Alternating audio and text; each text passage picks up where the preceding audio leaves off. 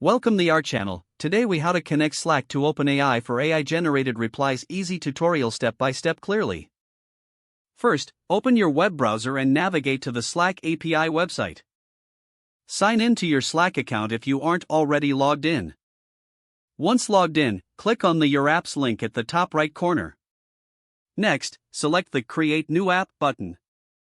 Choose from scratch on the new page. Give your app a name and select the workspace you want it to connect to. Click the Create App button to proceed.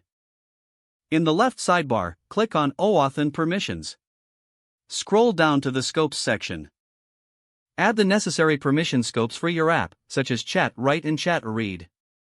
After adding the scopes, scroll up and click on Note the OAuth access token displayed on the next screen. Now, open a new tab and go to the OpenAI API documentation. Sign up or log in to your OpenAI account if you need to.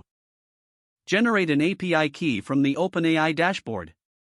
Copy the API key to your clipboard for later use. Return to your Slack app settings and click on Event Subscriptions in the left sidebar.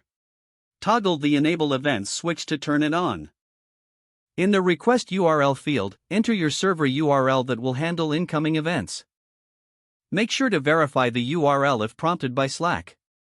Use your preferred programming language or framework to listen for incoming events from Slack. When you receive a message event, extract the message content. Next, make a request to the OpenAI API using the extracted content. Include your OpenAI API key in the request for authentication. Receive the AI-generated reply from the OpenAI API. Finally, send that reply back to the Slack channel using the Slack API. Test the integration by sending a message in your Slack channel. Monitor the responses to ensure everything is working smoothly. If the page does not load, refresh the browser or try again in a private or incognito window. Make sure you are using the correct email address, then retype it carefully to avoid small typos. Don't forget to like this video and subscribe to our channel for more step-by-step tech guides.